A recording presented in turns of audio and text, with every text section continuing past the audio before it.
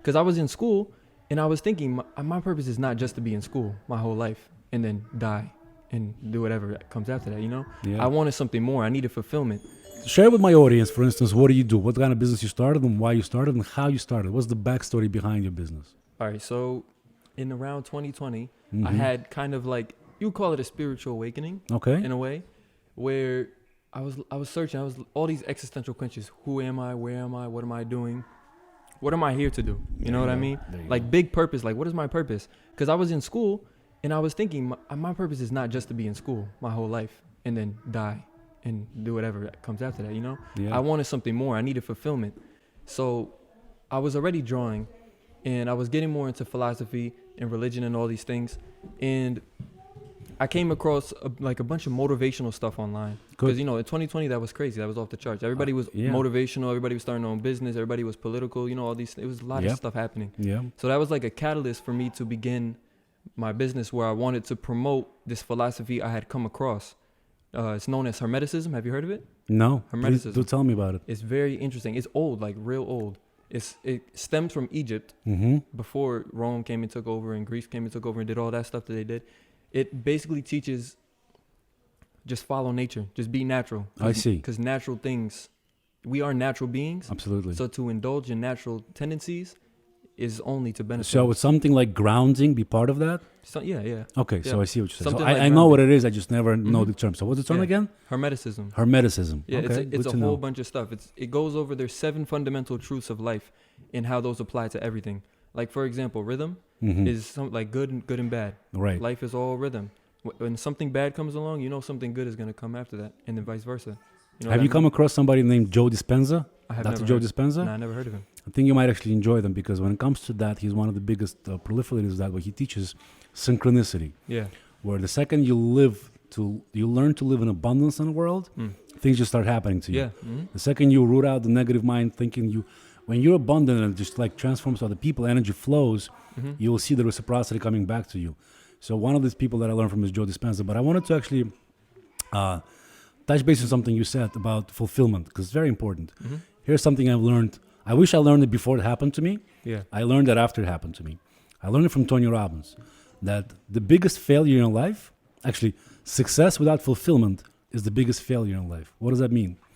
So when you are striving to build something, you try to make something great, you're always driven by the fact that like one day you'll be good when I get there.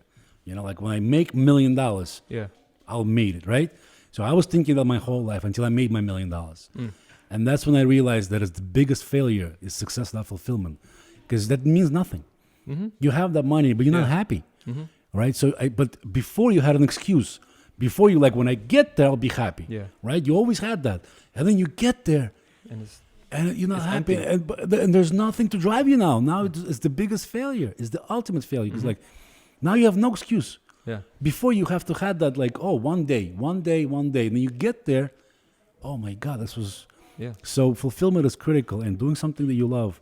I'm happy you discovered it early, man, because it's really fundamental. So tell the audience about how you actually make it happen. What are you doing about it? So I love this philosophy, and I feel like the world needs it, or at least my world needs it. The people that I was around, the city I was in, the place I was coming from, because these kids were lost. I want to mostly teach to the young age, because I know the young age can do a lot. Yes. You know, I'm aware of that. And when I see how they're struggling with their identities, that's the biggest thing, with knowledge, with wisdom, with understanding, with fulfillment, with even their knowledge on nature and God and their ideas on that. They're struggling very hardly with that. And I wanted to assist them in these matters, because I believe that is what has kept humanity going this long. You need certain aspects of life, and they're void of that. So in order to empower these kids, I wanted to influence them through the means that they like, which is art and music. They're very big on those two things. Art and music. Yeah. So I started to draw a lot of pictures and put it on shirts, and starting to sell those in school. I started to make songs with lyrics that would preach these principles. Oh, wow. And couple that with my shirts. But that's a little hard. I'm still working on that, but that's where I'm at right now. That's beautiful. And later you can use that in marketing, because you can literally bundle. You can create custom songs for a particular shirt and have limited editions of those go out. Yeah. And everybody who buys a regular one gets a regular one, but everybody who buys a limited one gets like that song or something, or like rights to that song, like an NFT, like an NFT, because NFT is unique, right? So you can create one for that particular shirt. Now, when you have your fans, there's an amazing article I'd like you to read online. It's called 1,000 True Fans. It's a very fundamental marketing idea that the only thing you need for financial success in life is 1,000 true fans. Once you have 1,000 true fans, they'll go anywhere you promote, they'll buy anything you sell, you're set for life financially. Because now, if you look at it, you can sell many things to the same people over the year. So once you have 1,000 true fans, that's all you need, right? So you strive for that. And then within those 1,000 true fans, there's always people that are willing to pay a lot more for something than others. They have the means, they have the desire. Something that I want to share with you, for instance, it's called, have you ever heard of a Pareto principle? 80-20. I have not. Okay. So a couple centuries ago, there was this famous Italian physicist. His name was, forgot his first name, William Pareto something. So he actually discovered a fundamental truth about life, that 80% of the world's wealth belongs to 20% of the people. Yeah. And as we started to extrapolate that more and more, we realized that everything falls into 80-20 rule in life. 80% of the traffic happens on 20% of the roads. So it applies to absolutely everything. But then 80% of the sales come from 20% of your customers. Yeah. Because they're repeated customers that buy everything you do, So, and then we realized something else that's magnificent, that you can actually, was it the right term for that? 80% is exponential, meaning 80% of 80% also works. So here's what happens. So let's say 80% of your sales come from 20% of your customers, okay? That's fundamental to understand. Yeah. So those customers, we want to go after them, right? They're we're called hyperactive buyers. But then 80% of your sales come from 20% of your customers. So here becomes interesting. 64% of your sales come from 4% of your customers. Okay. Let's keep going down that road. 80% of 64%. 80% of 64% is 51%. Come from 20% or 4%, which is 1%. So now we know that 51% of the sales come from 1% of the customers. Who are those customers? You want to identify those people and market to them. Yeah. That's how you amplify sales. But that Pareto principle applies to everything in life. So within the 1,000 true fans, you will have 20% of them that will derive you 80% of your sales. So in marketing and in business, you want to identify who those hyperactive buyers are and market to them, because they're the repeat customers. They buy everything you sell. Money don't matter. Yeah. You need to identify who are those people. Once you nail that, business takes off. It's one of those things, but it's a little bit more advanced in terms of marketing, the Pareto principle, the fact that it's exponential. But just understanding that principle, that as you do sales, the first thing and foremost thing to do is to analyze the data to understand, well, who is buying the most and the most expensive and the most often. Yeah. Understanding their psyche, what they like we talked about marketing avatar and profiling them. That's the job. But let's keep going with, you set up a website afterwards. Yeah. On Shopify you used? Yeah, it's on Shopify. What was that experience like? I was very motivated to do it because it actually is interesting. It goes back into what you said. You said, when I get there, I'll have success. Before I had a website, I felt like I was lost. And I was like, when I have a website, I'll be able to market. And guess what? I got a website. I still don't know how to market. It's like... It's one of those things. We also had this. Everybody goes through the same kind of learning curve for these things. You think you build it, and because you build it, it's beautiful. People are gonna come, but that's not what happens. Yeah. One of my clients in marketing before I had this guy. He was a chiropractor, and it shocked me to my core when I came to his office, and I was talking to him, and I realized he knows nothing about marketing. Yeah. And I asked him, well, did he go to school? He's like, yeah, he went to 4 years for that, 2 years for chiropractic, and I'm like, in 6 years of college, never taught you marketing. Like, no. Wow. Never thought of marketing. So this guy, he has a profession, has an office, has no idea how to generate customers. And then we fixed it for him real quickly. We just started promoting. Again, we made the service unique because he's competing with all other chiropractors. I said, well, what about if you actually add a massage on top of that? And also, when they come here, you hand out some coffee, some magazines that introduce you to clientele. So he changed that offer package. So at first he was like, no, it's going to cost more. Nobody's going to come. I'm like, let's test it out. There's only way to find out. So the price became much higher than his competitors, but he killed it. He crushed it. Because guess what?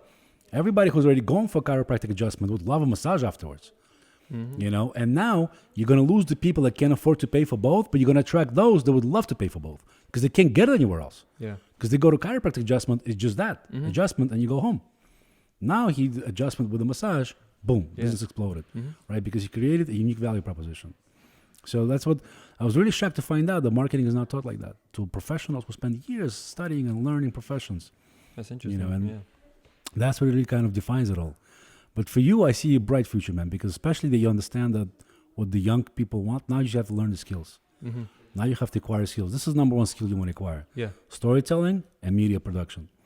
Because when you have your own media channel and you start your own podcast, you can start your own podcast with one of your fellows, just one of your brothers that think like you. And you just start talking with them and you're learning. Mm-hmm. And in the process, you're going to build an audience. Once you build an audience, you're going to see other people inviting you to their podcast. You go and all of a sudden you bring their audience into your world. And once you have followership like that, sell them anything you want. Because they don't buy it for the product, they buy it for you. Elon Musk released a bottle of tequila. Really? Oh yeah, a month ago. I heard that Jay-Z made his own whiskey or something like that. They But all do. I haven't heard of Elon The Musk. Rock launched his own tequila to Mariah What's going on? because they realize now that once they have followership, Yeah. you can sell them anything you want. So check this out. Mm. This, I just want to pull this up real quick to you. Mm-hmm. 1 second. This is mind blowing what Elon did. So, Elon Musk, I think it was tequila. Tequila. Boom. $1,000 a bottle. $1,200 a bottle. Oh, and it's shaped like a... So, yeah, the shape of a Tesla. That's ridiculous. $1,200 a bottle. Sold in an hour. All of them? All of them. Wow. Sold out in 1 hour of going live. Okay? Here. This guy, The Rock. Mm. The Rock tequila. By the way, first search, The Rock. That's good. First search is tequila. That's good. Okay? The Rock tequila. There it is. Tamariah. $70 a bottle, right? 15. No, it's a big business now. Hold on. I like Elon's bottle better.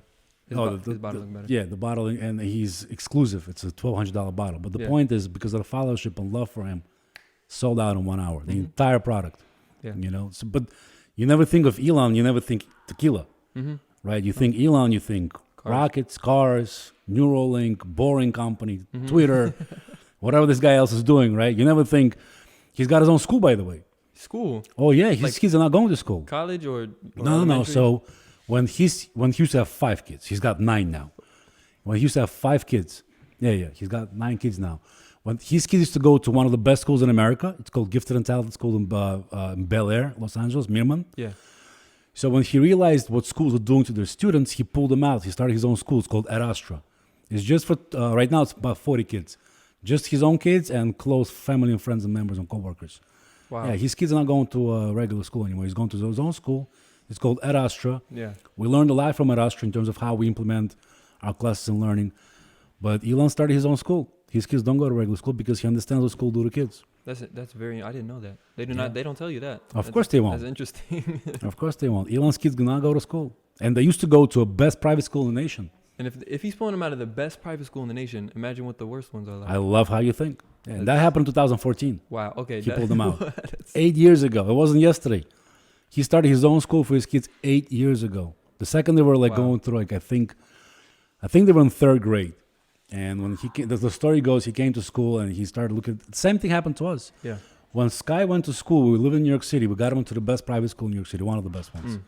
And when I came there and I started listening to them, like, this is no different than any other school. Yeah. It's just more money. Mhm. Maybe a little different. Okay, maybe. But in reality, the same curriculum, the same stopping and starting of classes, Mhm. the same segregation of kids by age, all the things we know that aren't good for learning. You want kids to learn, like why we have this multiple age here. Because kids learn from kids that are older than them. They look up to them. They learn Yeah. from them. Why would you want to stop that? Mhm. That's a natural word of evolution. The same thing is that interest-led learning, meaning what you're interested in, you should be pursuing, is the best way to actually introduce sciences like chemistry and physics. Yeah. Because when Sky wanted to learn how to count money, guess what he wanted to learn after that? Math. Because he needs to know how to count. But if I told him I want you to learn math, he'd be like, I don't want to know. I don't care for math. But now he started making money. He's like, well, what do you do with that? math, yeah. I need math. In a month, he learned the program of 3 years. Yeah. Because he couldn't get enough of it. He Yeah. wanted to. Mhm. Right? So that's the whole dynamic difference between interest-led learning versus like, let me shove you down the throat what I think you should be knowing. Yeah. And even though that might be true, you should know this. If you're not interested in it, you don't understand why you need it, you're not going to learn it. It's I've true. I was an A student my whole life. Do you think I remember anything from school? Probably not. Zero. Well, maybe a little bit, right? But not much what I've learned. I'm getting all A's all my whole life. Yeah. I don't remember anything because I didn't care for it. You know, so what you're doing is very exciting. I'm very proud, and I'm very happy to have you here. Thank you. Pleasure to meet you today.